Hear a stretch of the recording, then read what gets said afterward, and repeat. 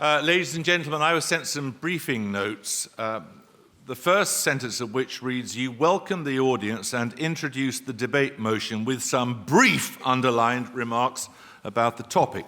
So I'll explain that the motion is keep them off the streets and behind bars. Tough prison means a safer society. Behind that, of course, is the question, what's prison for? Now, my friend Michael Howard, of sacred memory, said that prison works. What he meant was that if offenders are locked up, they are not in a position to do any of us any harm. There are about 85,000 people in prison tonight in this country. As a proportion of our population, we lock up more than many, about 154 out of every 100,000. That is over twice the proportion of a country that we're going to hear about shortly, Norway. Does that mean we're a more criminal society, or do we just handle crime differently? We have more lifers in this country than in the whole of Western Europe put together. But of course, they will all leave prison, most of them, nearly all of them will leave prison, and within a year, almost half of them will have been convicted of another crime. Does that mean that prison works?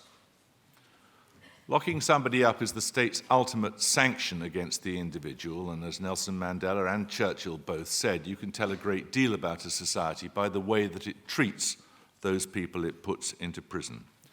We're going to hear 4 speakers tonight who know what they're talking about. I shall introduce each of them. They will speak first off for about 9 minutes. We'll have a bit of a discussion, then we'll throw it open to the floor, and we will discover the effect that their speeches have had upon you by registering the vote after you've heard a little more. You'll be able to vote, I hope it's been explained to you, by tearing the piece of paper, the voting card. Oh, I haven't lost it, good. It says for and against. You keep, when you have to vote, the bit that you disagree with, and you vote by putting the bit that you do agree with, either for or against, into the box that'll come around. You tear it that way, across the middle, by the way. So first off, let's hear from the first speaker tonight, who is Dominic Lawson. He is speaking for the motion. He is the principal opinion columnist for the Sunday Times and the former editor of the Sunday Telegraph and the Spectator. He writes a weekly leader page column for the Daily Mail and a monthly column for Standpoint magazine. Would you please welcome Dominic Lawson? Dominic.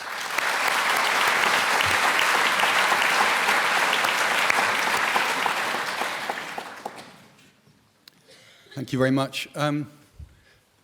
Keep them off the streets. It's a very, actually rather vulgar title for a motion. I don't really approve of it. And also I noticed on the literature it referred to the bang 'em up brigade. And this is really slightly tabloid language. And you'll find that the speakers for the motion, I think I'm right in saying, Tony, aren't I, that we're not that sort of person. I mean, we're sophisticated middle-class people like you here in the audience. Yet the language is in a way appropriate, because when you look at the way that newspapers cover this, newspapers like The Guardian and The Times, in fact, although one is left-wing and the other is right of centre, both write leaders saying that there are too many people in prison for any good that it does us. And newspapers like The Sun, which obviously is right of centre, but also the Daily Mirror, which is left of centre, take a different view. They take the view that actually it's very important that many people are put in prison and that there are tough sentences. And you need to ask yourself, why is it that there is this division between the newspapers read by the intelligent middle classes and the newspapers read by people not of that background? And the reason is that crime, particularly violent crime, is largely a feature of deprived areas and poor areas. And the people who suffer from it are the poor and the deprived. People in this room do not suffer much from violent crime or crime at all. Where I live in Pimlico, it's very clear to me. I live in a nice address. nice middle-class address. It's not a problem where I am. Very near to where I am, very near, and I can see them, are what Americans call social housing. There is violent crime there. There are murders that take place there. The people living there suffer from it. Where I'm living, it's quite easy to be liberal because I'm not affected by it. But actually, I was, and it made me think about it. It happened that about 10 years ago, and this was unusual, my wife's cousin, who was called John Monckton, and his wife were attacked by a robber who had targeted them, and they were both stabbed. He died. The daughter was present, saw it all. She was critically injured. She survived somehow. And of course, I became very interested in this case. And what I discovered was that the man who had done this had been released a couple of months earlier by the parole board after 6 years of a 12-year sentence. By the way, the original sentence was for attempted murder with a machete.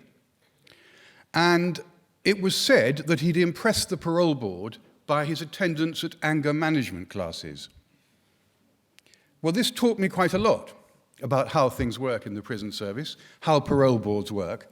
But of course, it's very unusual for affluent middle classes to be targeted like that, because generally those kinds of attacks do not take place in SW3. Now, Jeremy, in fact, made the point, continuing his eternal debate with Michael Howard, that we incarcerate a very large number of people in this country, more than do our neighbors. This is actually not a relevant point. The significant point is how many people do we incarcerate relative to crime? That is the point. And in fact, Ireland, France, Spain, the Netherlands, Greece, Portugal, all incarcerate a higher proportion of convicts than Britain does. They also have lower crime rates. Now, the Commons Justice Committee, about in 2010, asserted it was no longer necessary to jail so many people because, and I quote the report, household crime and violent crime have fallen by 46% and 43% respectively since 1995, while the prison population has more than doubled. It would be comical, if it were not tragic, that the MPs are unable to see that the first of these facts might actually be a consequence of the second. And they don't. Now, this is not just a function of Britain. I mean, the same thing happened in America. There was the zero tolerance campaign, which changed New York from a city where you were frankly frightened to go out at night to one of the safest cities in the world, and certainly in America. And we had this experience in this country where under one Tory Home Secretary, Ken Clarke, the prison population was cut, crime went up. Under Michael Howard, star of Newsnight, prison sentences were toughened and crime fell. I mean, it's mostly a mathematical correlation. And actually, we had a very interesting way of seeing this, because around about the same time, well, a bit later, under New Labour, there was devolution. And these policies were, if you like, devolved to the countries, or the nations of Northern Ireland, the nations of Scotland. And while in the late 1990s and early 2000s, Scotland increased its prison population and experienced a consequent fall in recorded offences, whereas in Northern Ireland, there was a sharp drop in prisoner numbers, and it was followed by a notable rise in crime. So I think actually, there's no argument about this debate. I mean, it's just a fact. I mean, you can argue about whether you're happy about it, but it is a fact. Of course, in polite circles, it's not attractive to demand higher sentences for criminals. It's thought to be barbaric and worse, populist. And of course, mere vicarious rage is very unattractive. And of course, those who want shorter sentences do so for the very best of reasons. They have an admirable intuitive sympathy for the underdog, which in their view is represented by the man you can see up there. And they find it difficult to understand that it's a similar sympathy for the underdog which inspires those of us who take the opposite view. For us, the underdogs are the victims of crime, both those which have taken place and those which will certainly happen when dangerous criminals are released early. And we saw a good example, again, it was in 2010, when there was a huge pressure on prison numbers, and the Justice Secretary, then Jack Straw, declared that he was having an early release scheme for prisoners, which meant shaving weeks off the sentences of about 80,000 convicted criminals. Now, it was abandoned quite rapidly because within 2 years of its enactment, those released early had committed 1,500 further crimes, including several rapes and murders. So it was abandoned.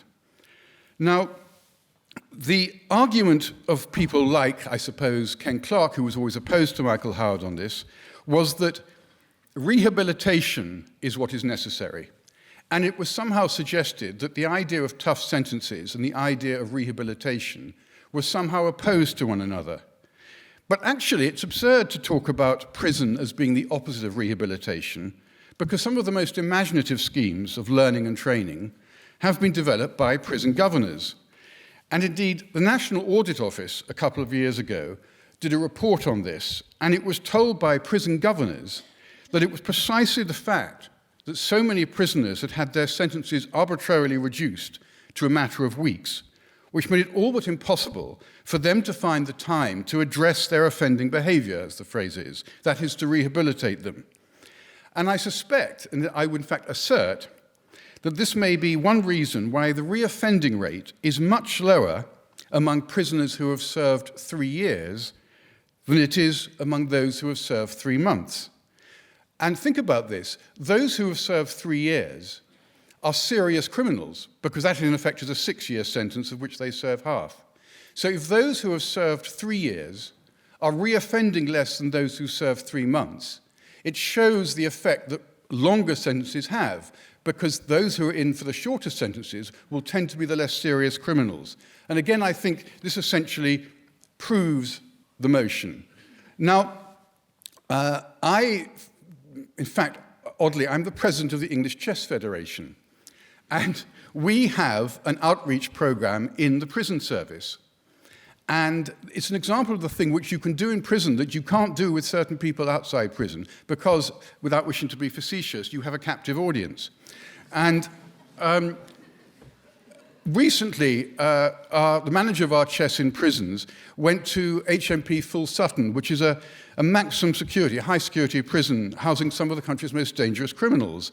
And I had an amazing email from Carl, who is the, I won't give his surname, who is our person who goes into prisons. And he said that he played a simultaneous display against all the prisoners. And he said, some are household names, and yes, I did get to face some in my display, an unusual experience, but chess won the day. But what he did afterwards was get a letter from someone at the prison who said it was absolutely extraordinary, that it really excited all the prisoners, and they were dedicating themselves to chess. And she said it was the best day she'd had in the prison service as someone who works there. And the interesting thing to me about this is something which you could not do outside the confines of a long prison sentence. Because actually, what would motivate someone, if they thought they were coming out in a month or 2 months, why would they do this?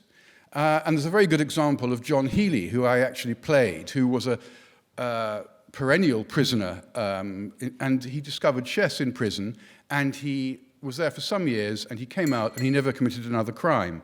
And so what I'm saying is that we on this side of the motion, and addressing Jeremy's point about Churchill and how we treat our prisoners, we are not in favor of prisoners suffering. We are not in favor of privation. We are in favor of rehabilitation. We are in favor of using prison for them to benefit their lives.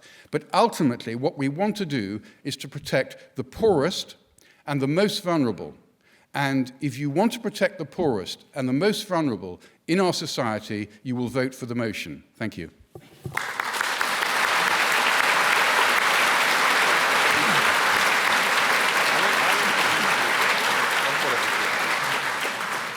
Well, thank you, Dominic. Our second speaker, the first speaker against the motion, is the Director General of the Norwegian Correctional Service. She's a lawyer by profession, formerly head of the Penal Law Section in Norway's Department of Legislation in the Ministry of Justice, currently Vice President of the European Organisation of Prison and Correctional Services. Please will you welcome Marianne Vollen.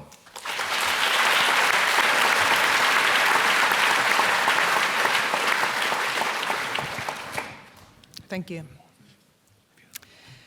Let me start by establishing that some inmates are very dangerous, and must, obviously, be kept away from the community, maybe for life. But the vast majority of inmates are to be released at some point and will become someone's neighbor. So who would you like to have as your neighbor? The one that has been locked up with the purpose of tough treatment, or the one that has been prepared for a law-abiding life after release? From my experience, respect rather than toughness is a more successful attitude for us at correctional service in the preparation for a safe release, and thus reduce reoffending. And that is what it is all about, reducing the terrible human and economical consequences which crime often causes. So the crucial question is, how do people change? Has the Norwegian Correctional Service a naive view on the world in general and crime specifically? I can disclose that I believe that the answer to these questions is no. I will illustrate my point by describing three important aspects in the Norwegian approach in the execution of sentences: the principle of normality, the import model, and the role of the prison staff. But first of all, bear in mind the fact that 60 to 70% of the inmates suffer from substance abuse, health problems, and poor educational and working skills. The principle of normality means that life in prison shall approximate as closely as possible life in the community. And the principle of normality supports a humane approach in the execution of sentences.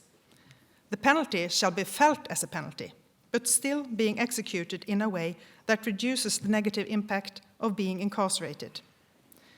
The normality concept is closely linked to the principle that deprivation of liberty is the actual penalty and that other rights are in behold. Inmates should be seen as citizens, with the same individual rights as other citizens, except the right to liberty. That is, for instance, with a right to access to society in terms of voting rights, media access, organizational rights, access to public services like health, school, social benefits, etc. The right to execute basic elements of a private life in terms of family life and religion. The principle of normality can also be a measure for a safer release, and that is the topic tonight. The smaller the difference between life inside and outside prison, the easier the transition from prison to freedom. The idea is that prison can be a training arena for the mastering of life skills. I've talked about rights, but duties are equally important. The prisoner should be responsible for making appointments with his employer, like asking for permission to go to the doctor and so on. The inmate should also pay bills, buy and prepare food, do their own laundry, and take responsibility for their own personal hygiene. In short, practicing in being a citizen responsible for his or her own life. It is the exceptions from and modifications of the principle of normality that need to be argued for, not the principle itself. A normal life inside the prison wall. Where is the punishment, you might ask? Is this like a holiday resort with a lot of nice facilities? No way. The deprivation of liberty is a tough penalty. Let me tell you, I stay in a very nice hotel in London this night. But if I were to stay there for years and not decide when to leave, I definitely would have felt it as a punishment. Another important principle in the Norwegian approach, and strongly connected to the principle of normality, is the import model. Our aim is that everyone who is to be reintegrated in the Norwegian society after serving a sentence should have an offer of employment, education, suitable housing, some type of income, medical services, debt counseling, and preferably a social network. The reintegration approach is based on a close cooperation between the correctional service, NGOs, and not least the offender himself. We don't want to leave the released person at the prison gate with nothing else than a plastic bag in his hand.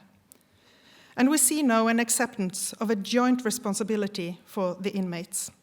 Who owns the inmate? Previously, the attitude seemed to be that the correctional service had this role. Other public services experience maybe a relaxing break when their clients were in prison. But reality is that the convicted person is society's property, and many public services could have a unique chance to get in touch with their clients when they serve a sentence. They are at hand, sober and drug-free, and probably more motivated than usual. This is the import model. We want the public service providers to be in the corrections. Prisons do not have their own staff delivering medical, educational, employment, social, clerical, and library service. These are important from the community, and there are many advantages with this. A better continuity in the deliverance of services. The offender will already have established contact during his time in prison. Involvement from the community with the prison system, more and better cross-connections, and an improvement of the image of prison and prisoners. The service in question will be equal with the one provided to other inhabitants in Norway, and someone from the outside looks us in the cards every day and contributes to a transparent correctional service. Finally, I would like to say a few words about the role of our prison staff. I asked earlier, how do people change? I believe that our prison staff, or agents of change, as I like to call them, can play a crucial part here. The prison officer has perhaps one of the most complex and demanding jobs in the society. He or she has to balance the control and help function towards the inmates. Acknowledging this complexity, we invest a lot in the education of the prison officers. They have to undergo a 2-year education and training where the consciousness about ethics, values, and attitudes play a key role. If you treat people with respect, they are more likely to respect themselves and other people. If you treat them as animals, they will behave like animals. Establishing a respectful relation to the inmates is also basic for the risk assessment and is paramount for the dynamic security of the prison. I'm very proud of my staff. There are around 50 prison facilities in Norway vary a lot in terms of building standards. Some date back to the 1850s and are almost dilapidated. A few are brand new. But I expect and experience that my staff have the same attitudes and values all over the country, regardless of the outer standard of the facility. The building is merely a shell. The important thing is what you fill it with.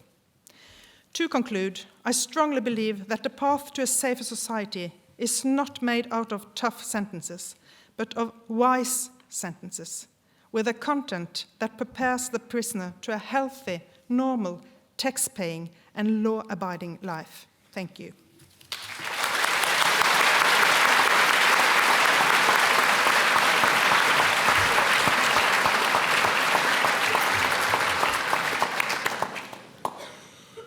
Right, our next speaker for the motion, the second speaker for the motion, is Theodore Dalrymple. He's a former prison doctor and psychiatrist, a regular columnist for The Spectator, the author of many books, including Life at the Bottom, The World View That Makes the Underclass, and Our Culture, What's Left of It.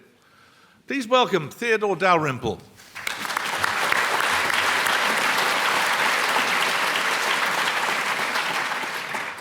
Thank you, Mr. Chairman, ladies and gentlemen. I'm very pleased to hear about things in Norway, of course, and it seems almost a pity to confine their services just to convicted criminals. I certainly could think of quite a few people who would benefit prophylactically, as it were. Our politicians, for example, or our financiers, and definitely our estate agents. But in this debate, we are not talking about Norway or even utopia or paradise, and Britain is as far away from Norway as Norway is from paradise. Even in Norway, things are not actually perfect. It has twice the rate of violent crime as Spain, and twice the amount of crime as Ireland. And its so-called recidivism rate for those convicted of violence is 55% within 5 years. Actually, the reoffending rate which is much more important. You should put the idea of recidivism out of your mind. What's important is that reoffending rate is considerably higher. And this is because half of all the violent crimes that are reported are not solved by the police. And second, because there are always crimes not reported to the police. In fact, in Britain, the number of crimes not reported to the police is higher than the number that are reported to the police. And third, because in these statistics, a single crime counts the same as 100 crimes if it's by the same person. So it's a binary system. If it counts as one crime if you've done 100. So it is probably safe to say that in Norway, those convicted of violence have between at least an 80% to 100% rate of reoffending. And indeed, of all criminals convicted in Norway, about half have been convicted at least once and probably several times. But now let's turn to our own country, and I take it that this debate is mainly about England. And let me endorse the comment of my colleague Dominic Lawson that we are not talking, when we talk about tough sentences, we're talking about the length of sentence and not bad treatment of prisoners. We're not trying to toughen them up. We're not arguing for harshness. And no one wants a society in which the only reason for behaving well is the fear of imprisonment. But I first became interested in this question when I worked in the kind of area where crime has an enormous impact on people's lives. The kind of area, and they're quite extensive, where old people are under a de facto curfew. And where old men say that they don't know why they fought in the war because they have been imprisoned in their own homes. Not that they feel safe even in their own homes. Many of my patients in the hospital were victims of crimes that they had not reported. And one of the reasons that they said they didn't report them is that the perpetrator said, and this was something I heard over and over again, remember, I'll be walking the same streets as you in 6 weeks' time. Now, remember, I'll be walking the same streets as you in 6 years' time doesn't have the same ring or effect. One of my first patients in the hospital, when I started working there, served in a shop. 3 young men came in, one jumped over the counter and started strangling her. And actually, she nearly fell unconscious, while the others laughed and filled their pockets with goods. Unusually, the police actually caught the 3 young men and gave them that most terrible of penalties, a warning. She never went back to work and was understandably embittered at the levity with which the British state took her danger and her distress. And I discovered that this was by no means unusual.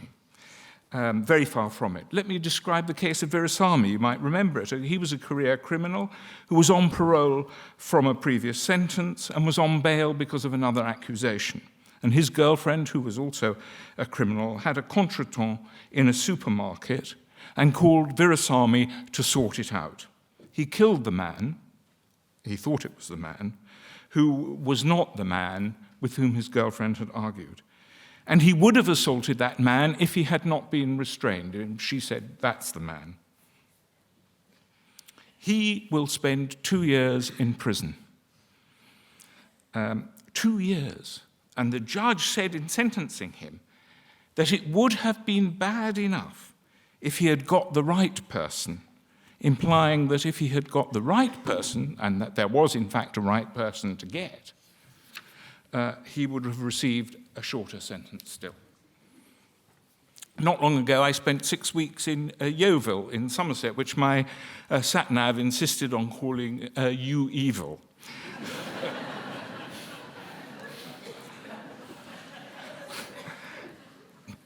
And I made a list of all the crimes reported in the weekly newspaper.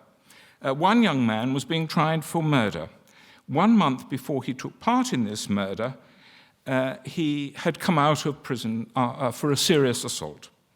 In this crime, 7 people bundled the victim in broad daylight in a housing estate, drove him to a rural area, stripped him naked, tied him up, beat him severely, and left him naked in the field, where he died of exposure and of his injuries, which included a fractured skull and every single rib broken. And for having participated in this, the young man will serve 4 years in prison. This kind of sentencing is not only terrible in itself, but it exerts an inexorable downward pressure on sentences for other less serious, but nevertheless serious crimes. Well, after spending my morning in the hospital, I went next door to the prison, and there was much less violence in the prison than in the hospital. I would ask the prisoners in confidence what they had actually done, and they'd all told me that they had done 5 to 20 times as much as they had ever been charged with. And one said to me, when I asked him whether he was going to stop being a burglar, he said, "I'm a burglar. Burgling's what I do." Now, the average burglary in this, domestic burglary in this country, costs a burglar 2 weeks in prison, if that. And the wonder really is not that there are so many burglaries, which at the moment stand at only 700,000 a year, but why there are not many more. And I used to look at the criminal records of the prisoners. And one I remember, this was admittedly an extreme example, he was fined £50 for his 57th conviction of burglary. Expunge the idea from your mind that prison doesn't work. It's easy to work out that hundreds of thousands and perhaps even millions of crimes are committed by people who are currently undergoing community sentences. In Scotland, between 1/5 and 1/4 of all crimes are committed by people just on bail. And the vast majority of them, those are guilty of their crimes, and they have long records. But there's good news as well as bad, and the first is that even in our crime-ridden society, and particularly the crimes of which we're most afraid, the vast majority, or quite a large majority, are committed by a very small percentage of the population.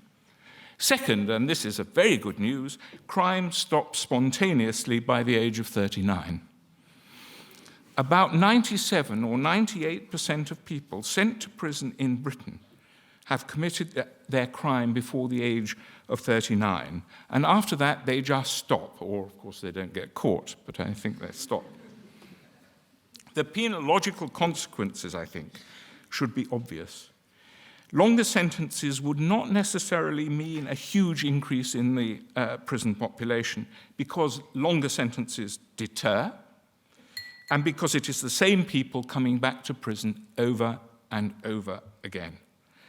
And I ask you to remember that the recidivism rate, which is actually, you have to treat it with caution, is lower the higher the sentence given.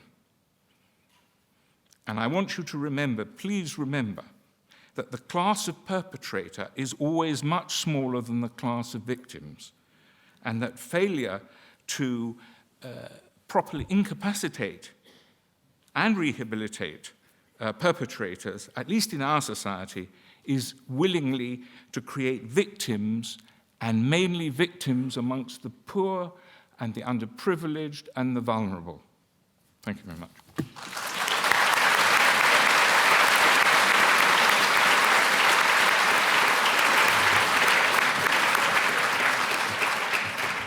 Thank you, Theodore. Well, our final speaker is Erwin James. He's speaking against the motion. He's an author and Guardian columnist. He served 20 years of a life sentence for murder. While in prison, he gained an arts degree and began a career as a journalist. He's now a trustee of the Prison Reform Trust, a fellow of the RSA, and an honorary master of the Open University. Please welcome Erwin James.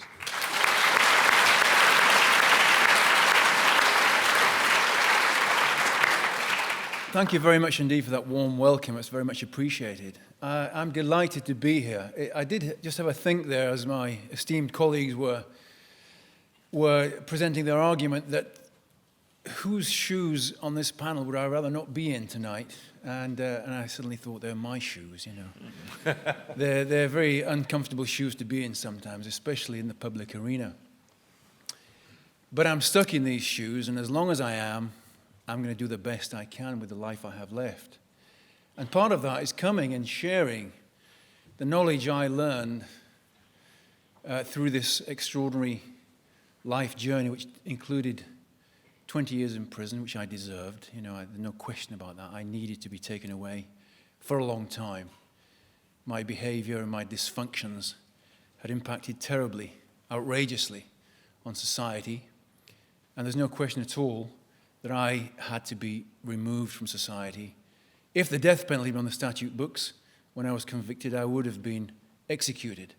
And sadly, when I look back, I know that I wouldn't have minded that much because I'd had such a problematic, painful, pain-causing life.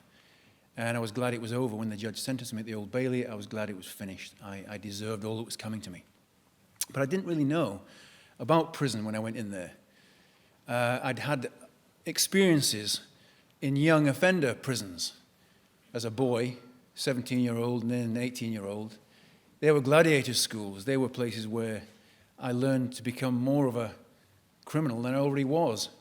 I became hardened and tough and angrier. And the failings I had that were driving my criminality, they weren't addressed in those places. You know, I should have had some sort of intervention. It shouldn't have been a gladiator school. It shouldn't have been a place where the toughest and the hardest and the most vicious is respected in the prison culture. It should have been a place where my failings and my needs as a struggling kid were helped, supported. I should have been encouraged to become someone who could fit well into society. Instead, I got back out. I didn't enjoy being a criminal. It just seemed to be something that my life was so, had the trajectory of a pinball bouncing around like so many people I met in prison. I'm not a flag waver for prisoners' rights. I've never been an apologist for crime or criminals. There's no excuse for crime in my eyes. You know, we think about criminals as the other. But actually, when I was in jail, I found so many people that had similar life experiences to me. They weren't educated. They had been through the care system. They had some sort of abuse in their lives. And that was never, to me, was never a reason for condoning or accepting criminality just because they'd had, like me, problematic lives. There's no excuse for crime. But it seemed relevant to me that so many people I met in there had the similar dysfunctions to me. And the prison experience was very reducing. It was debilitating. It was corrosive. And the prison landing life is brutal. And I was in prison my first 8 years in prison. I was in a cell with a table, a chair, a bed, and a bucket for my toilet under the bed. And I was always reading great journalists who were writing about the holiday camp that I was living in. And I just think, I deserve to be here, but it's not a holiday camp. I remember Michael Howard talking about prison works and saying he was going to make prisons austere. And I thought, well, what are they going to take away? My chair, my table, my bucket for my toilet? What else can they take from me, you know? And when you're in prison, it is frustrating when you see that the public don't understand what the prison experience is. You're being fed disingenuous misinformation so often by the media, by politicians. We've had it this week in the press, you know, some guy convicted of murder he's got some skill in painting. He's painting a mural on the wall of Manchester prison. Somebody's snitched to the Sun, and it's on the front page. Coronation Street. He painted a picture of the Rover's Return, the Coronation Street set on one of the walls and the landings to liven it up. And the Sun, Coronation Street, because it's a convicted murderer who's done this, and it's the front page of the paper. Even today, the front page of the Sun is the Yorkshire Ripper planning his funeral. Last week, it was the Yorkshire Ripper eating chocolate. He's enjoying chocolate, you know. This is the sort of prison stories we get fed. And last year, we had the most deaths in our prison than we've had since records began. There were 83 self-inflicted deaths. There were over 100 deaths by natural causes. There were 4 prisoner-on-prisoner killings. There were 12 unexplained deaths. That always makes me smile wryly when I hear about unexplained deaths in prison. There's a lot of death in prison. But the fact is, as Marianne said earlier on, most of the people who are in our prisons will be released one day.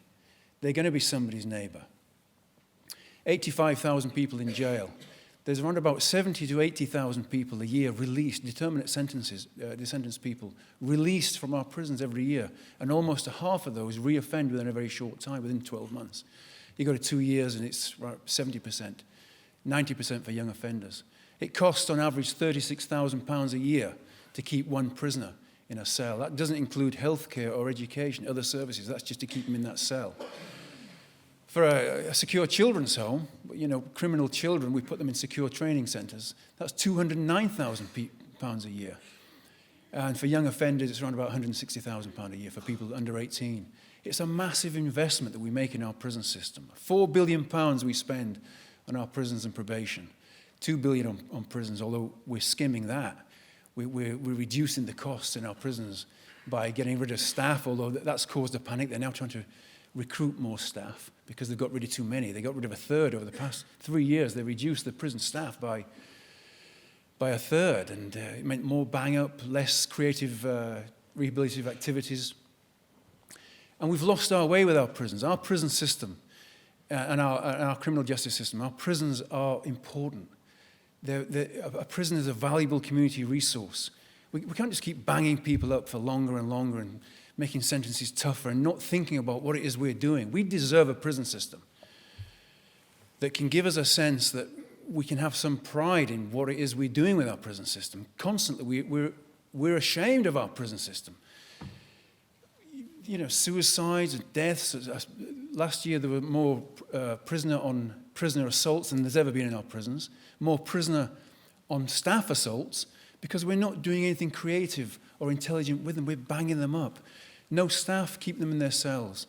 We give them televisions a few years ago, and then the Justice Secretary decided they couldn't watch daytime TV because people outside don't want prisoners inside lying on their beds and watching daytime TV. And I agree with that. I don't want them lying there watching television. I want them learning work skills, educating themselves, addressing their failings. We don't do that because we don't care about our prisons. They get away with it.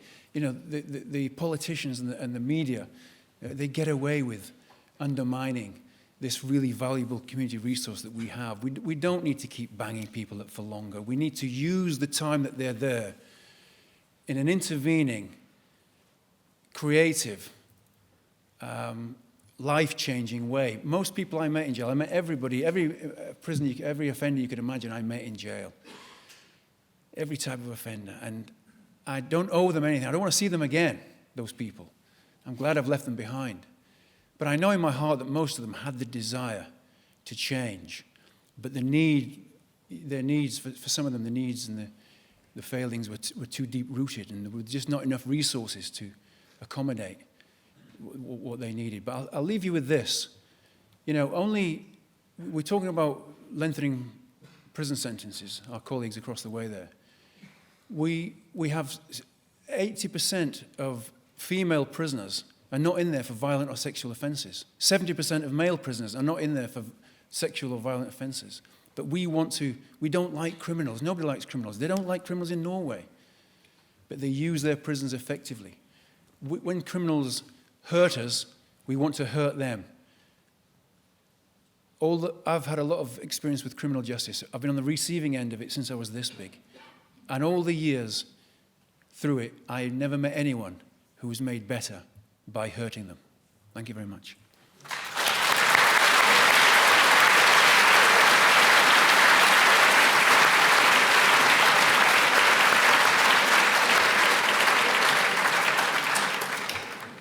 Right, we're going to talk among ourselves for a few moments, and then we're going to have questions from the floor.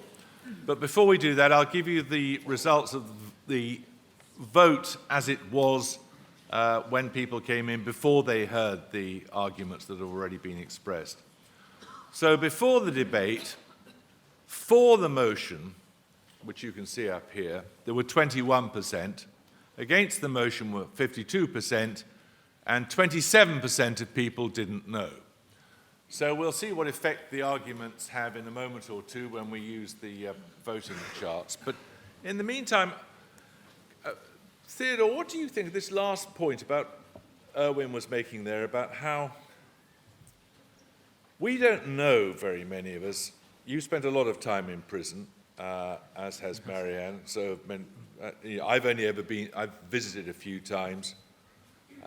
Most of us never go into prisons. It's not striking, it seems to me, that civic prisons, which were around when you and I were young, increasingly they're very absent from people's lives. None of us has much idea what goes on in prisons.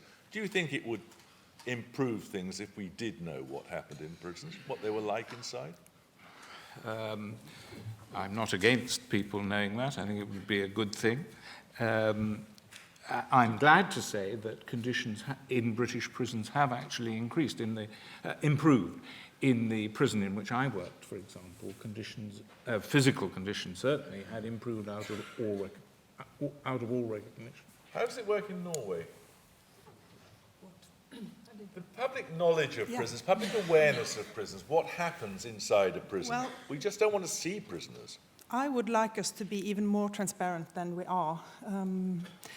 We have certain days, open days in prisons, so you can go and see.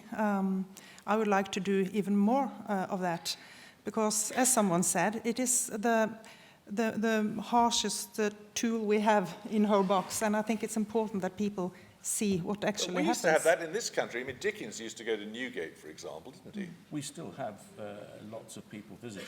We do have visitors. But I think we're in danger of thinking of the criminal justice system as a kind of just a treatment, and that is against actually the rule of law. And it's not just treatment, and it's not just a question of whether prisoners get better or not. As we've seen, I'm all in favour of trying to rehabilitate people. And as we know, as I pointed out, almost all prisoners do stop eventually committing crime. So they do actually get better. But we must not think of prisons just as a hospital, because that kind of attitude is actually compatible both with ridiculous leniency and the most terrible severity and cruelty. In the end, it's a question of choice, isn't it? Do you choose to commit a crime, unless you can plead diminished responsibility or something? Criminal action is a choice, isn't it? Well, almost by definition, because you must have mens rea, which is the capacity to choose. What do you think? Well, I remember a prison officer saying to me, don't complain about the food, you made a choice. You chose to come here because I chose to commit a crime. But when you make choices in life, to make good choices, you need to be in a good place in your lives. You know, we make choices every day, we make decisions. And if you're living on the streets and you're an alcoholic or you're a drug addict or you're living, you know, you have mental health problems. So many people in our jails have serious mental health issues.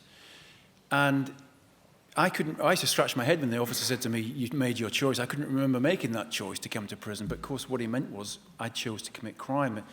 Committing crime is not really it's not a rational thing to do. It might seem at the time an action that you can do to survive a difficult situation, maybe.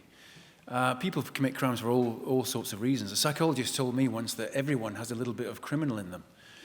And, but the criminal, the people that get convicted and do terrible crimes, it's got out of hand, this thing. We all have a little bit of vile in us, she said. And you know, why anybody commits crime, I don't know. I just know that most of the people I met in there, I didn't meet people in prison who were rejoicing at being criminals and happy people, you know, especially on the long-term wings where you had people, 50 or 60 people serving life imprisonment for murder. The misery and the remorse and the guilt and the shame. And Theodore will no doubt disagree with me because he met them in his private office and they told him different things. But my experience was it was a miserable place. And there weren't people there enjoying being criminals, and people who wanted to change themselves. It's not about treatment. It's not about treatment. You can't change someone, Jeremy. You know, you can't actually rehabilitate anyone. They have to want to change their lives, and we've got to provide an environment where they can do that if we want a safer society. What do you think of this argument, Dominic? Well, I think when Erwin said he never met anyone who was made better by being in prison, I kind of feel, even if that were true, it's completely irrelevant. The primary purpose of prison, actually, as Theodore says, is not to treat people. It is for crimes to be expiated and for victims to feel that the state is taking cognizance of their pain and misery. And the examples that Theodore gave show that the state is failing in looking after victims. And I mean, just make it an example to show what I mean. Suppose someone committed a rape, a violent rape, and suppose afterwards that person was full of remorse, absolutely full of remorse, that it was a terrible thing to have done, and convinced psychiatrists that he would never do such a thing again. Would you send him to prison? You would.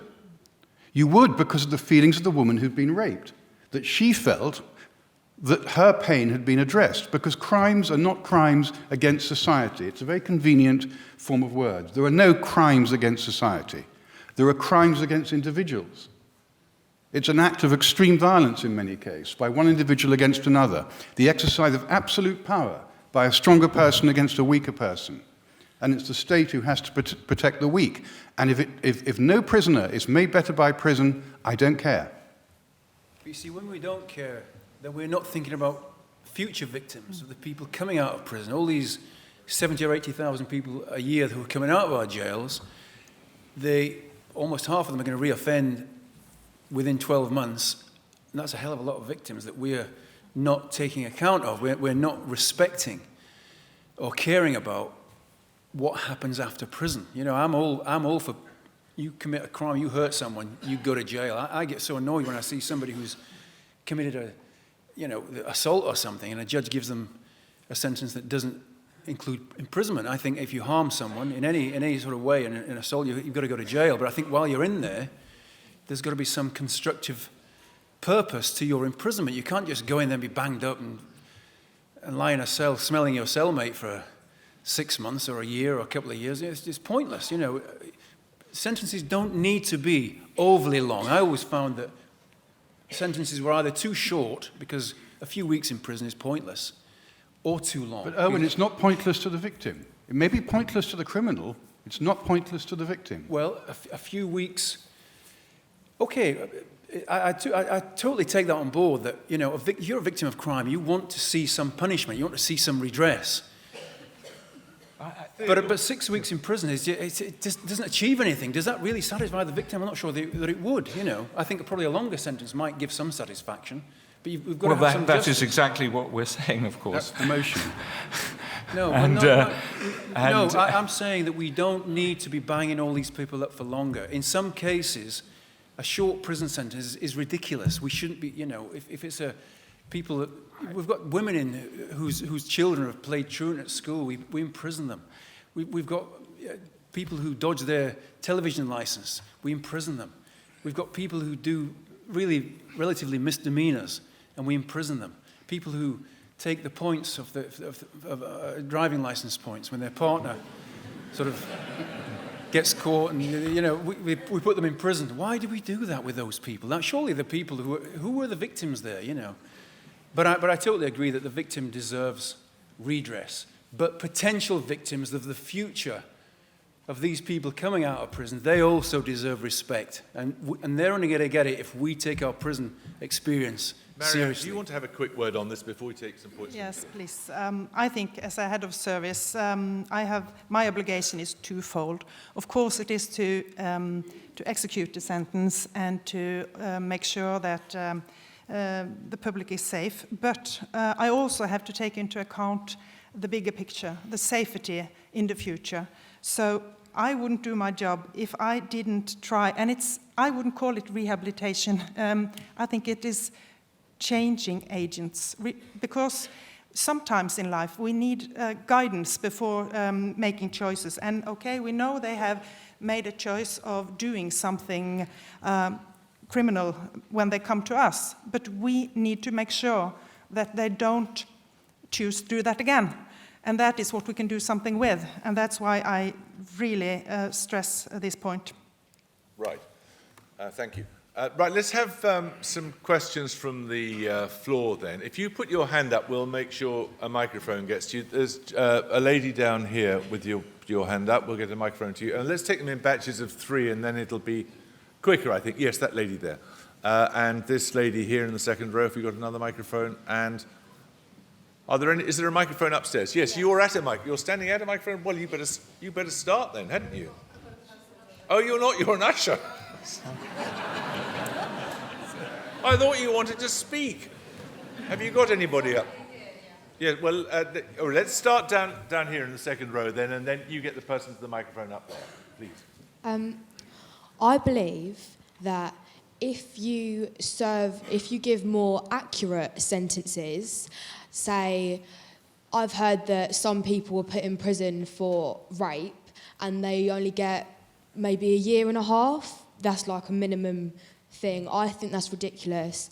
And I also think that helping them while they're in prison and trying to guide them and give them the help on the outside will also create a better society and also help the victim, because I feel that if I was a victim of such crime, that knowing that they've been helped inside and become a better person and then not as likely to reoffend or hurt someone else in that way would really give me a lot of security. Okay, thank you. Yes, madam. I wonder, do we happen to know about any relatively efficient country in the world that keeps correct statistics? Which country in the world has the lowest crime rate? I'm afraid I can't tell you that. Probably Monaco, I should think. Does anybody know which country in the world has the lowest crime rate? No. Yes. Let's hear from up there. I was just. What would you say to the statement that maybe the prisoners are the victims because the society has let them down, and that actually, if we supported the needs, the root cause, the reason why people commit these crimes, the disenfranchisement of youth actually ends up making them commit crimes, and then you put them in a prison system. It's not really seeming like a system that's solution-based or looking at the long term. I think you've rung Theodore Dalrymple's bell, so you better get going. I'll be brief. I think you must distinguish, if I may talk in medical terms, between the primary and secondary prevention of crime. The primary prevention of crime is stopping people becoming criminals or not allowing them to become criminals, not encouraging them to become criminals in the first place. And I must say that I'm appalled by much in our society. Much of our society is like a prison without any warders, actually. But it's different. Secondary prevention is different. It's the prevention of, it's what you do with criminals once they have become criminal. And these are two different problems, although my belief is that stronger sentences actually does deter. And there was a very good example in the city in which I worked. There was an epidemic in the 1980s of people robbing telephone boxes for the money, of course. And the recorder of the city said, from now on, everyone who does that gets 3 years.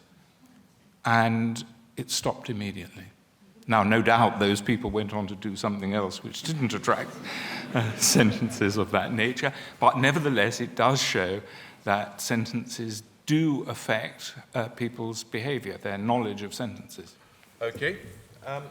Anybody else want to say anything on this, or should we just get on to another set of questions? Yes. Let's have a microphone to this gentleman with his hand up in the 1, 2, 3, 4th row, if you can. And but you with your hand up there. Yep.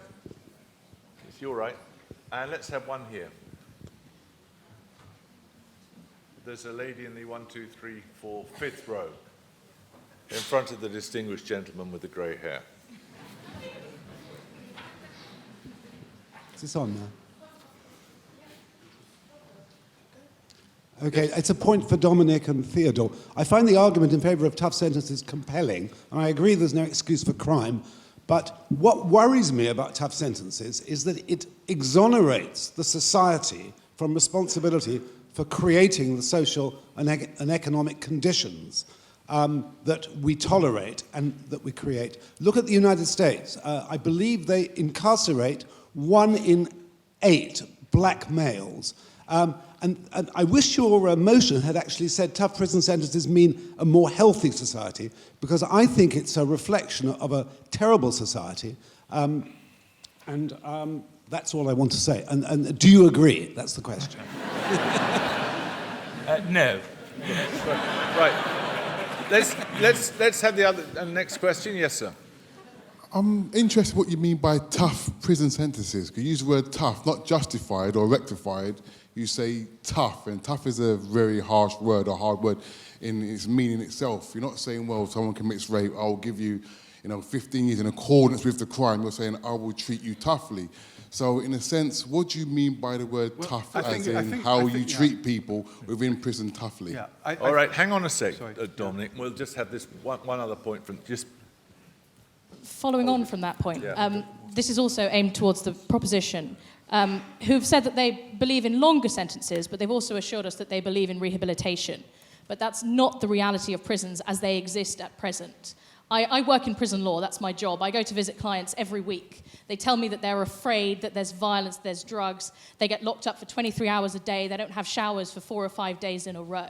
That's the reality of prisons as they exist now. So my question for the proposition is that given that rehabilitation barely exists in British prisons as they exist now, do you still want to condemn criminals to a longer sentence? Well, yeah, I think...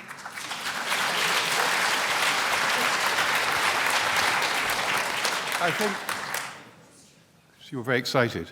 I think, first of all, we did not choose the motion. The word tough, I think, is not a good word. Proper might be a better word. Now, the point about the prison, if you look at the sentencing guidelines, the very first paragraph of the sentencing guidelines given to judges, and it's the oldest paragraph in the book, it goes back to the 1970s, says that the sentences should be as short as possible, commensurate with public safety. Those are the guidelines the judges operate under. Furthermore, under successive governments, it is now the case that with sentences of 4 years or less, by executive order, they are automatically halved. The public don't know that. And basically for all sentences except for extreme violence, they're automatically halved. The public don't know that. So your point is that you think that the sentences that are being handed down are too severe. The fact is the sentences that are handed down are not served. In addition, one has to remember that the criminal justice system's first duty is to repress crime. That is its first duty. And I regret very much the conditions in many of our prisons. My prison, I think, was better than the one that you described. But I regret that. Nevertheless, the primary purpose of prison is to repress crime, to satisfy the public, to make the society safer. And concentrating on rates of recidivism is actually not exactly a red herring, but is not what we should be thinking of from the point of view of the primary purpose of the criminal justice system, which is to produce a society in which there is less crime. Let's have 3 quick questions from the floor. Yes, sir. And then the lady with her hand up there in the glasses, 1, 2, 3, 4, 5 rows back in the second block with the glasses. That's it, go on. Yeah, it's you. It's you. And there's a chap up here first. And then there's one other person up there. Unless you're an usher. I'm going to cheat and ask two questions quickly. They're both for the people proposing the motion. I think we have it now that you want to amend the word tough and replace it with longer prison sentences. But longer for what crimes? We've heard about rape and we've heard about murder. But what about, for example, the parents whose children play truant? And what about the white-collar fraudster? And the second question, longer prison sentences, I think rather eloquently, Mr. Dalrymple said, we're not in Norway. Somebody said, well, we're here where we are now. I'd like to ask the question in the time of cuts to come, which have been touched on. Longer prison sentences at a time of increasing cuts? Right. Is that such a good idea? Doesn't that inevitably mean tougher sentences? Because there simply aren't the resources to treat those prisoners in the way you would like to do. You've spent it on keeping them there the longer. Right, and let's have your point, please. This question is for Dominic and Theodore. Both of you had mentioned that you want more consistent sentences as well as longer sentences. I was curious to think of what your positions are in the United States criminal justice system. We have both longer and more consistent sentences and have entered an age of mass incarceration after the war on drugs. However, our crime rates have actually increased. And there's one more up here. Yes, please. Hello. I think as well the point, a more effective and more balanced outcome of our voting would be if we kind of specified, as the gentleman on the far right has said, so if you have violent crimes, then yes, longer sentences where you can actually rehabilitate prisoners and they can actually engage with the system. But for the likes of acquisitive crimes, usually drug-related crimes, putting them in prison is going to be irrelevant. And as some of the other questions have mentioned, we're not addressing the root problem. Why people end up taking drugs, why people end up being criminalised. And I think if we'd have kind of specified that, we'd have had a slightly more realistic outcome of this vote. Sure. We better shoot the person who drew up the motion, I think. Put him in prison. Exemplary punishment, probably. Right. There seems to be quite a lot of fire directed in your direction. Well, I think, perhaps I could just repeat, because I think one of the questions was, did we want very long sentences? No, I'm quite keen that the sentences given by the court is carried out. Now, if that seems long, well, then you have to ask the judge why he gave that sentence. But the fact is that it is a question of money, you're quite right. The reason why these sentences were automatically halved was not because of some enlightened social liberalism on the part of successive governments. It was because they didn't want to build more prisons. So what they are effectively doing is saying, we are going to have you, the public, experience more violence in order to save money. Now, you might say, well, that's fine. But actually, if you think about it from a progressive or liberal point of view, the vast majority of tax in this country is paid by people of above average earnings. You don't pay net tax in this country till you get to about, if you have 2 children, till about £25,000 a year, net of all benefits. So if you were increasing the spending on prisons, you would have the wealthy paying to protect the poor. So actually, building more prisons is politically progressive.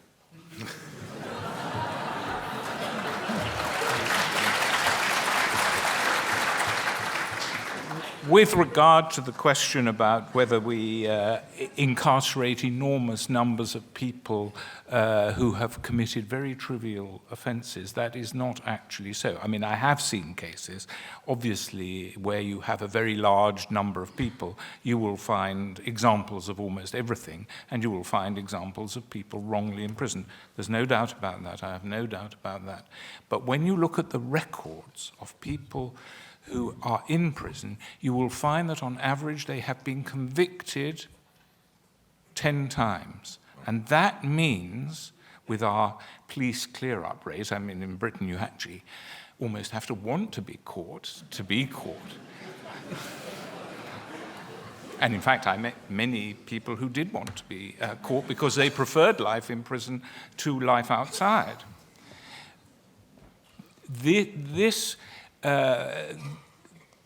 This means that before they get into prison, they've probably committed 50 to 100 offences. And they will admit it.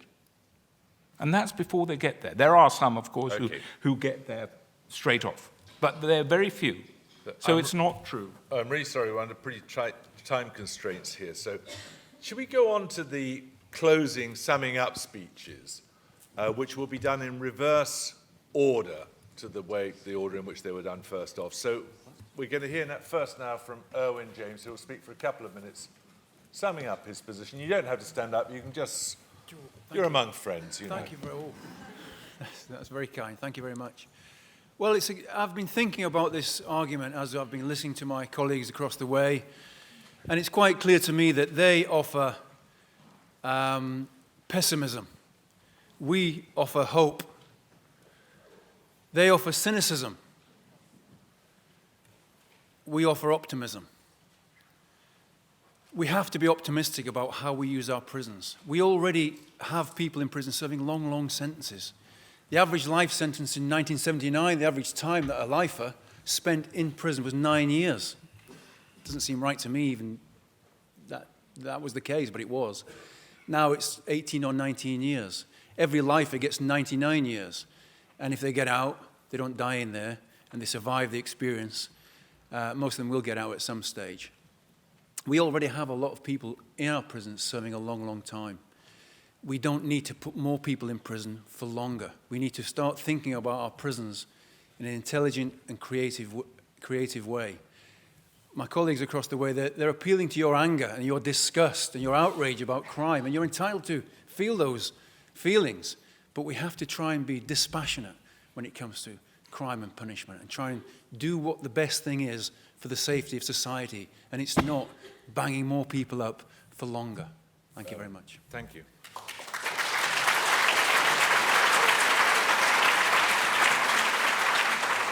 Theodore. Well, if we're harsh and very punitive, I could say that that last speech was sentimental, because actually what we're trying to do is reduce the amount of crime in this country. And I repeat yet again that the principal victims of crime are the poorest and most deprived people in this country. And I work year after year, day after day, I heard stories of people who had been victimized with absolute impunity. And if you don't believe me, go and live in some of the areas like the areas in which I worked. So I think we have got to get in our minds that the purpose of the criminal justice system is not only to rehabilitate, or even principally to rehabilitate prisoners, though of course any sensible and humane person wants to do that. But the evidence is that if you imprison people for longer, their recidivism rate goes down, and I think the evidence suggests that we should be doing that more, not for the sake of gratifying our feelings of revenge, but to protect people. And I ask you to think carefully about the rate of recidivism, because the rate of recidivism is not relevant actually to this debate, because you could have a high recidivism rate and a low crime rate, and you could have a high crime rate with a low recidivism rate.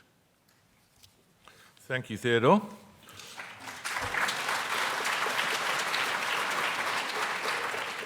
Now, Marianne Vollen. Thank you.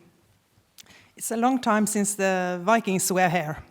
And I do not intend to use any Viking methods concerning telling you how to do things. That, of course, far beyond my competence.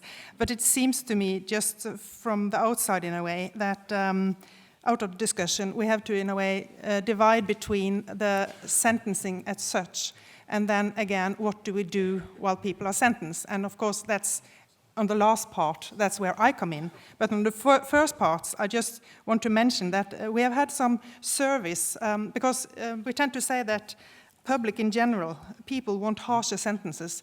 But if you really ask people and you present for them individual cases, the case isn't quite so. And also that is in line with my experience as a judge previously in the Court of Appeal. The lay judges very often voted for more lenient sentences. So there's just a small comment from the outside. But when it comes to where I have a role to play, when it comes to the execution of the sentences, I simply very strongly feel that I have an obligation to at least try to motivate to change. Rehabilitation, I don't want to use that word in particular, but try to motivate to change in order to invest in future safety. Thank you. Marion, thank you.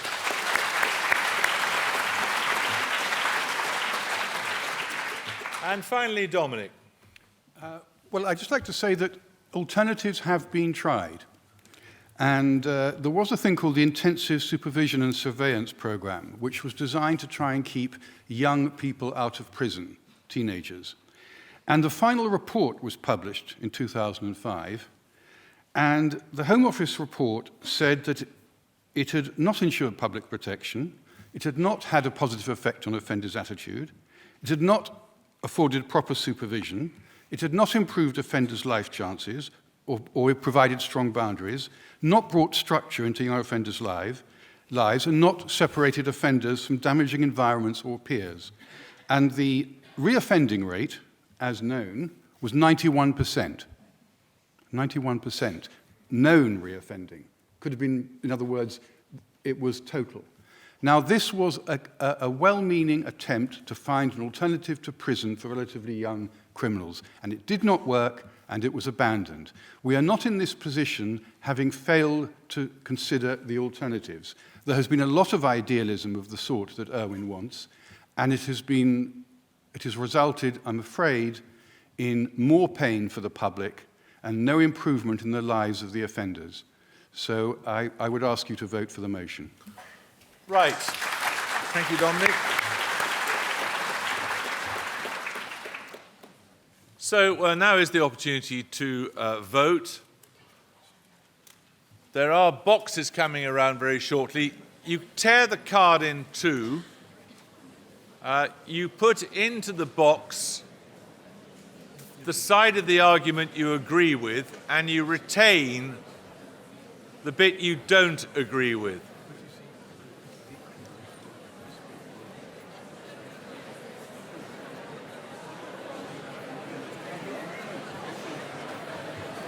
So, in the meantime, sit down there.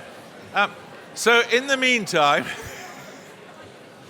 while people vote, I think we might as well use the time to continue the discussion a little bit until such time as we've got the results of the vote. There isn't really a winning or a losing, but there is perhaps an interesting example of whether people have changed their minds or not through hearing what people have to say. But in the meantime, let's have a little more talk among ourselves about what prison is really about. I was very struck, Marianne, by what you said about it taking 2 years to train a Norwegian prison officer. What on earth can they learn in 2 years? How does it take so long? It's just wandering around with a bunch of keys, isn't it? Well, seriously, the correct answer is I would say it takes a lifetime to become a very good prison officer. Because I think it's you're dealing with people in a difficult situation, and it's about making the right choices every day. And we have talked a lot about this motivation part, but of course there is this control function as well. And to balance these two sides, help and control, it takes a lifetime to really do that. So 2 years, I think it's... How long does it take in this country to train a prison officer? I think about 10 minutes. I'm not absolutely sure. I think the answer was 10 minutes. I think they do courses, but it isn't anything like 2 years. Okay. Yeah, it's more a matter of experience, I suppose. I don't know. Yes. Yeah. 8 weeks? Yes, 8 weeks. Yeah. Yeah. Good God. What about this question of, Irwin, what's your view on the question of links with the outside world once you're in prison? I mean, family links and the like. Well, that's a big deal in Norway, obviously. Well, it's more accessible. Contact with prisoners in Norway from the outside generally is more available. As a journalist, I struggle in this country to get into a prison to report on what's going on. And yet in Norway, I've been to Norway a couple of times, I've visited a maximum security prison and minimum security prison. I was welcomed in to see what they're doing. They're proud of what they're doing in Norway. One of their prisons, Bastøy Prison Island, the governor called it an arena of developing responsibility. Theodore would laugh at that one. He doesn't like psychobabble.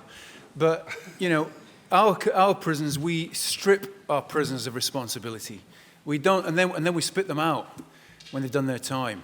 And so I'm an admirer of what they do in Norway. They don't like criminals any more than we do. And I'm blessed, I have to say, for all my criticism, I'm blessed that I live in a society that was prepared to give me, personally, a second chance at life. You know, I'm not telling you here that I deserved any of that, any of, you know. But when I look at my prison experience, I know that it was a long-term exercise in survival. And I grabbed some opportunities along the way, and I was helped by some amazing people that work in our prisons. And when I was helped, I wanted to repay those people that helped me tenfold, 100-fold. You can't imagine when you at the very bottom of where you're ever going to be in life, and somebody offers you a hand and says, Aren't you an example of the benefit of prison? Because I read your blog, which is very good, and you point out that you spent 6 years, eventually you graduated with an arts degree in prison. Now, 6 years is essentially 12 years for reasons I've explained. But if you had not been in prison and had that help, if you'd been on the outside and remained on the outside as you were, do you think you would have done an arts degree? I wouldn't have known what an arts degree was when I was before Yeah, but prison. that's the point. So actually, you're a very good. You may be exceptional, but you're a very good example. No, I'm not exceptional, Theodore.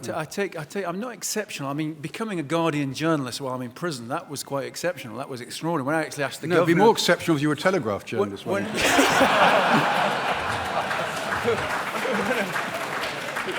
Here's the thing. Here's the thing. When I told the governor of the prison that the Guardian wanted me to write for them, because over the years I'd had this crazy fantasy that maybe one day I could have, you know, if life had been different, I could have been a journalist.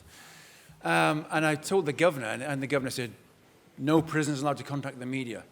50 small no's and 1 big no. It's never going to happen." I said, I'm a writer. I'd never said that to anybody in my life before, and I was embarrassed when I said it. And he said, "I suggest you get another hobby." And when the prisons minister, Paul Boateng, actually agreed for me to write this column for The Guardian about prison life, a life inside, the governor then brought a visiting dignitary around the prison, the local deputy mayor, to show him every prison has a pocket of excellence, 1 or 2 pockets of excellence. You know, there'll be a tailoring course or an engineering course where a couple of dozen prisons are doing good things, and the prison governor likes to show them off. And this prison governor brought the deputy mayor to my cell. I said, "This is Owen James. He writes for The Guardian." And I thought, all he'd done to make sure I couldn't do that, I thought, what a hypocrite. And when I spoke to him later, and I said that was a bit hypocritical, he said, in our society, we believe in rehabilitation for prisoners, but we're not sure how rehabilitated we want them to be. And obviously, being a Guardian journalist was far too rehabilitated for him to stomach. But to me, there should be no limit on rehabilitation. You know, it is a strange word. I never heard a prison conversation on a prison exercise yard about rehabilitation. I never heard 2 prisoners saying, "Hey, mate, how's your rehabilitation going?" I never heard that, you know. It was just, you know, struggle and survive and do the best you can. And if you make it, you make it because you're a survivor and because we've got an army of amazing people who do want our prisons to work effectively. Our teachers, some good prison officers in there, some enlightened governors. But they're up against it because we don't support them. We don't care about our prisons, so they're up against it and they're failing. We're letting them down.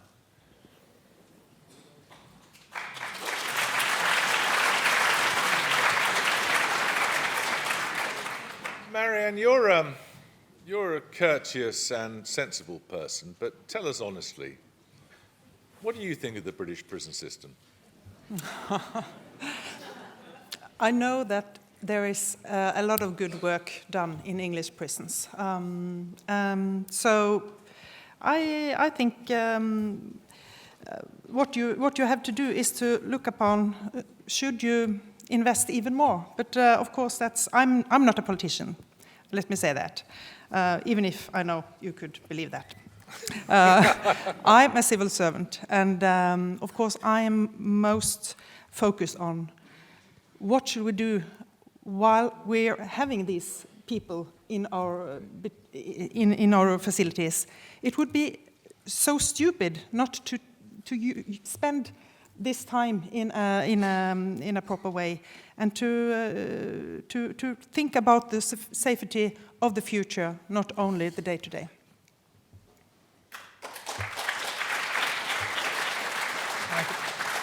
I can only repeat, however, that no one is actually against making these efforts, or at least we're not against making these efforts. We're not trying to get criminals in prison back on the treadmill or anything like that. However, I must point out that in countries like Spain, which has a higher imprisonment rate than us, if you commit a violent offence in Spain, you are 8 times more likely to go to prison than in England. And not coincidentally, the rate of violent crime in Spain is 1/10 of what it is in Great Britain. Why do you say not coincidentally? You can't disprove it's coincidental. Well, you could think it was entirely coincidental, but I think it would suggest that it probably isn't. And I think only someone who is determined to think that reward and punishment have absolutely nothing to do with human behavior, actually, that there is no link whatsoever. Dominic, you're a conservative, but is there nothing about our penal system you'd like to change?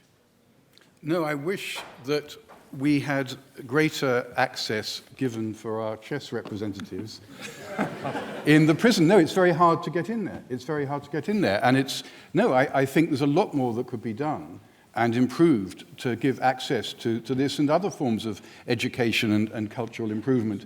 But nonetheless, I don't regard that as the prime purpose of the exercise. No. That's all. And I think that it's not something which should govern the sentencing policy. Certainly, it should govern penal policy, but not actually sentencing.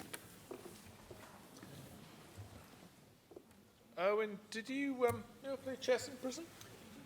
I didn't have the intellectual capacity to learn chess. You work for the Guardian. Well, actually, no, I can understand that. I can string words together, but the thing is, I'm not just here because I'm a big fan of Jeremy Paxman. I mean, I am Jeremy, by the way, but that's not why I'm here. I'm here because, I've been through such an experience, and few people get to the end of the thing that I did and actually have anything to offer left. And I've ended up so lucky that I've come out the other end with something to offer. And I'm listening to Theodore, he's conjecturing this and he's throwing these figures in the air. And, unless you've been in those places, and he was in there as a doctor, and it disappoints me the way that he talks sometimes about the prisons that he knew.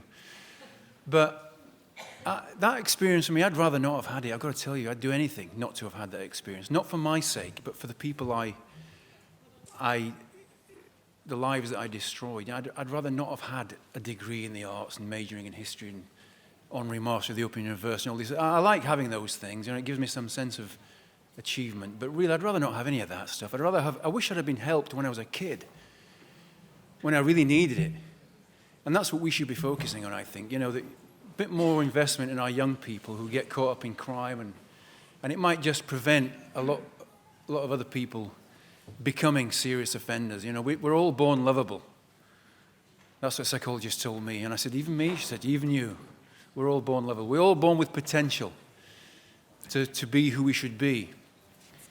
And if we just constantly have this pessimistic, cynical view about prison, crime and punishment, we're not going to be a better society or a safer society. It is hard to stomach. It's a challenge to think that somebody who's caused us great harm, and I know, Dominic's family have been outrageously affected by violent crime, and, I feel for him. I'm sitting here, and And I remember that crime so terribly now.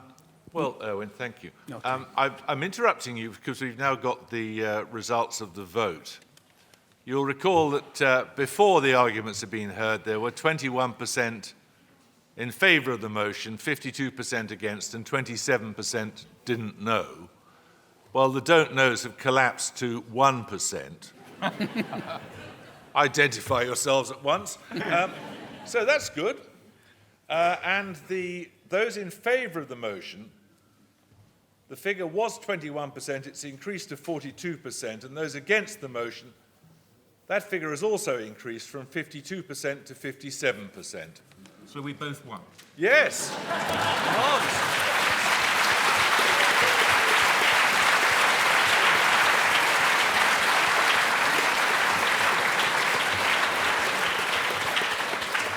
It's a solution which would delight the Norwegian penal system.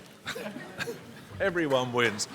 So, look, on your behalf, if I may, ladies and gentlemen, can I just thank our 4 contributors this evening. It's been great fun and very interesting, and thank you for taking the time. Thank you.